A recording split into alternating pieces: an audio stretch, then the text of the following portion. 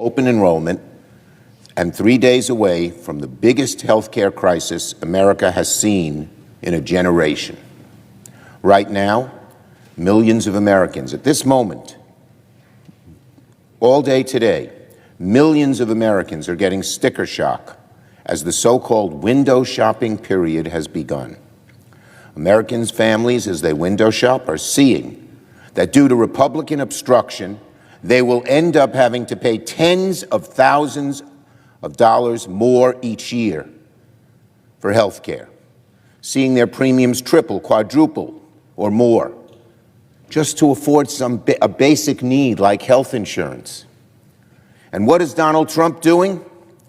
He's ignoring one colossal health care crisis while manufacturing another, a hunger crisis. In a matter of days, SNAP benefits will run out for 42 million Americans, and let's be very clear, this does not need to happen. This is on Donald Trump's shoulders. He can immediately provide SNAP benefits, as every president has done in the past.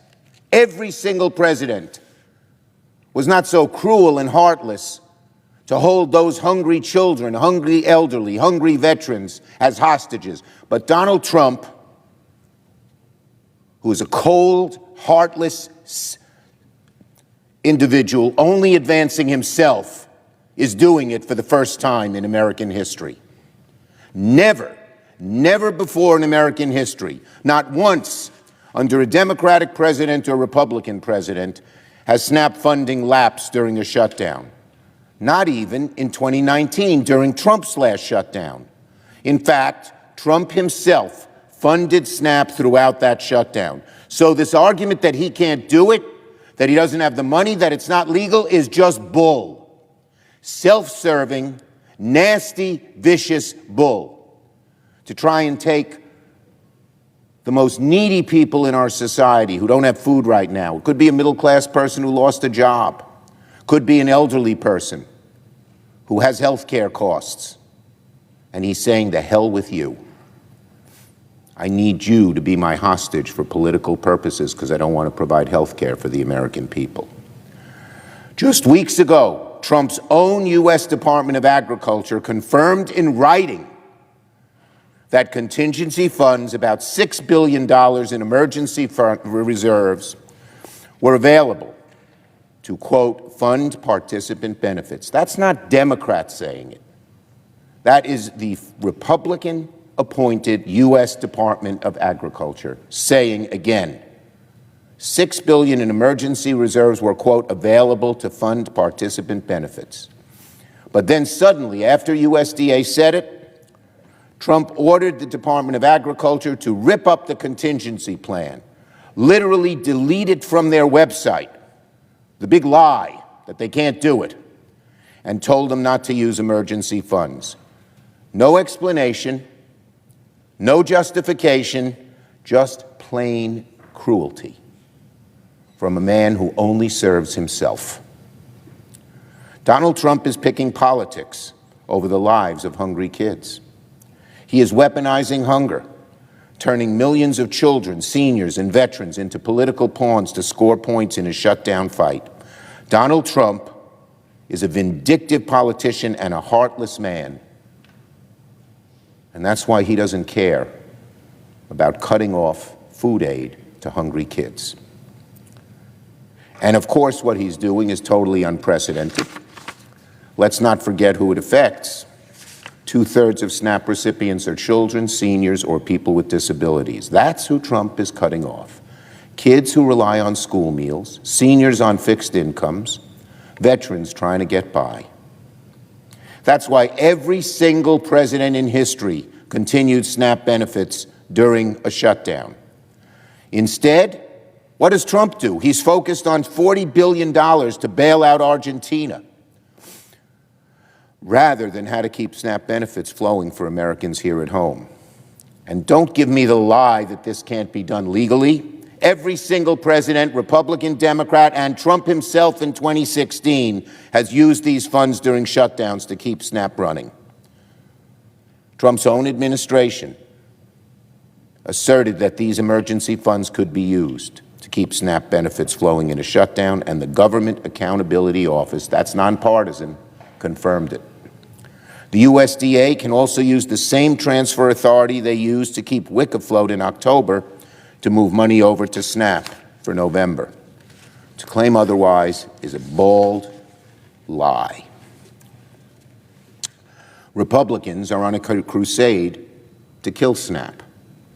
They tried to do it in their big, beautiful bill. They don't like funding hungry children. They say to the most needy in society, we don't give a damn about you. In fact, we'll use you as political pawns.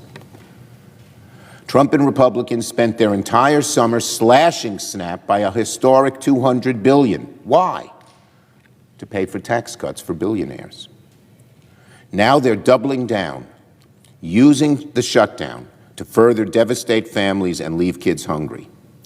But Democrats will not stand by while Trump manufactures a hunger crisis. We're ready to work in whatever way to solve this issue. There's a bill right now from Senator Hawley, a Republican, a conservative Republican, that could ensure SNAP is funded.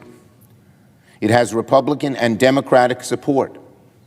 It's a bill I'd happily support and vote for. And as soon as Thune would let Hawley put it on the House floor, it will pass. Plain and simple. But that's not the only option, of course. This week, Senate Democrats, led by my friend Senator Ben Ray Lujan of New Mexico, will introduce legislation to fully fund SNAP and WIC, going better than Hawley's bill, to protect hungry kids, pregnant women, veterans, working parents. The bill is simple, it's moral, it's urgent, and ask John Thune why he won't put it on the floor. He decries the fact that SNAP benefits are cut off. He knows the money is available. He knows there's broad Republican support for it, and he doesn't put it on the floor. He's afraid of Trump. That's it. He knows better. We Democrats are ready to act. We will push to pass the Lujan bill. We will vote for the Hawley bill if Thune does the right thing and puts it on the floor before the weekend, before families lose their benefits, before holidays turn into a hunger crisis. We are ready to act.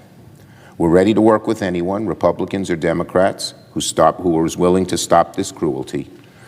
But Senate Republicans, especially Leader Thune, have to find the courage to stand up to Trump. Right now they're frozen, paralyzed by fear, by cynicism, while millions of Americans wonder how they'll feed their families. So I say to my Republican colleagues, don't block the Hawley bill. Put it on the floor, Senator Thune.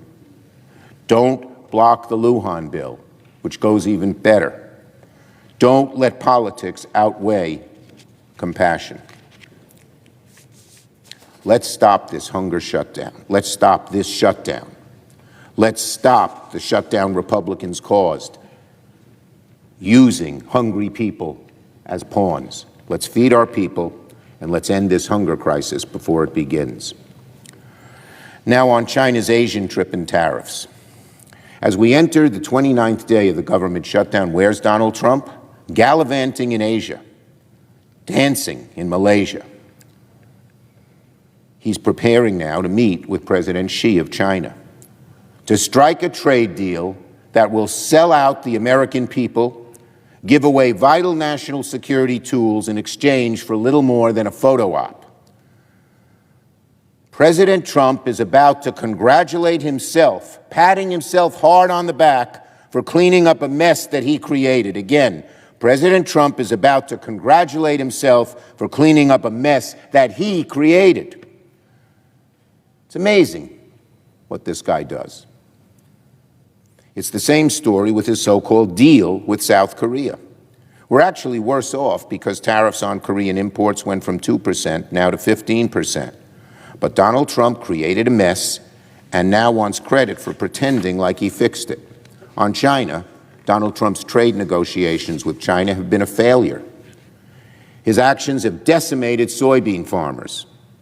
He has hurt small businesses.